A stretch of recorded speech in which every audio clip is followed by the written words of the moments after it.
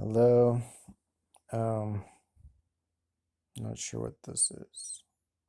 Must be a hair, like a mustachio that I've missed somehow, or a scab from my cat scratching me in the face. Freaking psycho cat. Anyway, I just was watching like Kim Iverson talk about Alex Jones, and I almost regretted like subscribing to her because she has to virtue signal in like every line to show how she doesn't like Alex Jones and how she believes all these shootings are legit and how, you know, I mean, that's the impression I already got from her from on the Hill is that she's she's still a shit lib and she's still, like, yeah, she's still a partisan shit lib, but but she's just less of one than like most, or at least less than the other people on the Hill Rising or the Rising or whatever.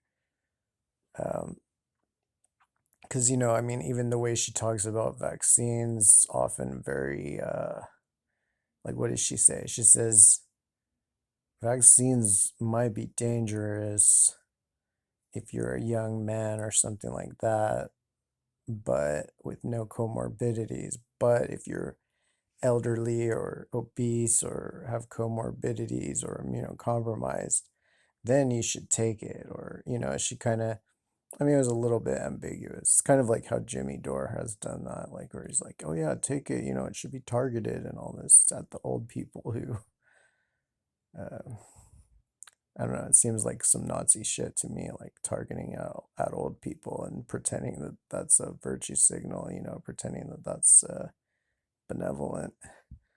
So I didn't have the highest hopes for her, but I subscribed just as solidarity because she left the Hill, and but she just did this segment about Alex Jones's case, and yeah, she keeps bringing up how she's like, I've never watched a whole segment of Alex Jones, and a lot of us like me, we watched Sandy Hook on that day and were crying. She said, I think we all cried that day.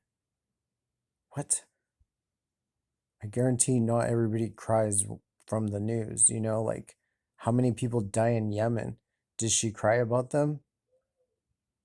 I mean, a Sandy Hook full of people is murdered by US weaponry in Yemen like every week. Does she cry every week?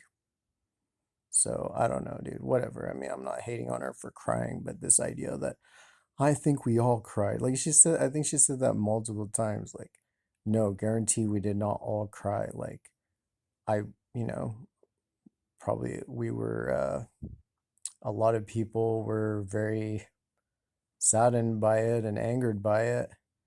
But even just, I don't know, just that she would say something so absolute is, seems to me like a tell, like it's a hint that she's like bullshitting a bit, that she's trying to put so much distance between her and Alex Jones, even though Alex Jones is 1,000 times more correct than she is about 99% of everything. Um, whether it's 9/11 or just everything, like all the people who hate on Alex Jones have not even the first toe of a leg to stand on with that because he was there, he was correct, and they were not in on almost everything. And the fact that even now, after so many things that people like dismissed that he said were have been proven correct, and then now they're still like so shamelessly corrupt morally that they're gonna act like Alex Jones is this bad guy. Like, I mean, I totally disagree with him on a lot of stuff, but when he's saying the truth and you're not, Kim, you were not saying all the things he said that have been proven correct. So I don't know, like, have some fucking respect is what I'm saying. Like, yeah, I hate when he goes full like right wing, anti atheist, Christian, whatever, partisan bullshit, but I can't really hate on him because he's still more correct on more things than almost any visible, you know, person. So, um, and I skimmed through the comments, and all the comments were like supporting her and being like, this is real journalism. And I mean, it's true that she said that potentially this sets a bad precedent. But she's like, well, only if he stated it as, I think this happened. I think it was a hoax. Then she supports his right. But if he ever said that it was a hoax, just it's a hoax, as his, then she's basically abandons him, like, okay, well then that's defamation.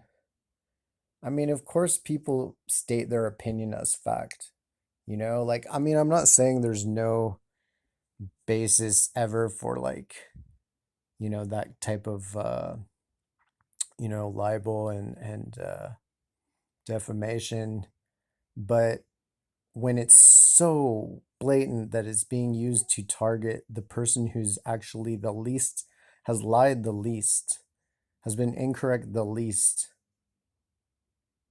including compared to her. How much does she have to pay up for all the stupid shit she said? How much does she have to pay up every time she, like, promoted terrible things? I mean, it's just pathetic to me how all these people, they're like, oh yeah, well, I'm for freedom of speech, but Alex Jones is still the devil. No, you dumb fuck. Anyway, so I'll stay subscribed for now. If she pisses me off again, if she says some terrible take, like, I don't know, anti-gun or some stupid bullshit like Jimmy Dore was saying, then I'll probably unsubscribe. But I mean, I guess, maybe it's good to have somebody in that lane who's like semi shit lib, but semi legit. But I don't know, dude. In some ways it's worse because she's she makes money. Like, she's saying, oh, if Alex Jones really stated it as fact and then made money off that. How about her? She makes money off shit that she states as fact, that she's been proven wrong about, and Alex Jones has been proven right about. So how many millions should she pay? So I get it. Y'all are simps. She's cute, whatever. Fuck her. I'm done with it. Like, if she's gonna, like, I mean, I'll still, like, watch it just to see, but it's just, she's making a fortune, or, not fortune, but she's, all the money she makes is by pretending to be the no holds barred truth teller, but now she's shitting on the real, or somebody who's even more of one. So it's total fucking disgrace. I don't care, dude. If you're simping for her and you're mad that I'm calling her out, then fuck you too. It's fucking bullshit, dude. People need to, like, recognize Alex Jones was right about almost everything, or else they should just shut the fuck up. Period. They've discredited themselves, you know. So anyway, I'm kind of like I'm sun sick. Like, I got, like, was on the beach yesterday, went to go see some pro freedom band that was there, but I didn't, I forgot what it was. I just knew there was some freedom event there, so I was looking for a big group. So I wandered around this beach um for like hours, getting sunburned to fuck, and then eventually, on my way, when I gave up and I was walking back to catch the bus, I realized that I saw their sign that was faced towards the beach, so you only kind of see it when you're leaving. And I was like, oh wow, it's this band that's here, which I had actually seen coming in, but I think a lot of their songs were not really, like, political that much. But anyway, then when I went up there and I was like, hey, are you these people? Like, I guess it was founded by some guy, uh, Campbell McLaughlin, in Scotland or somewhere in the UK.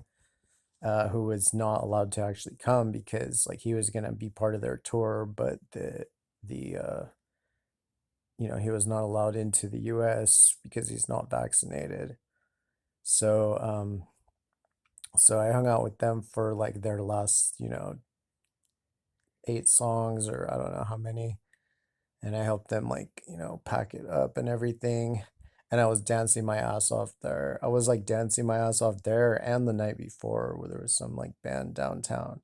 So I like totally kind of ran my legs ragged, but I didn't realize how like how much the sun had affected me. And then I had to walk a long ass way because somehow the bus it only goes that route on one direction. It doesn't go that I guess the other direction is a whole nother fucking route. So had to walk for like another hour through the sun just to find a bus.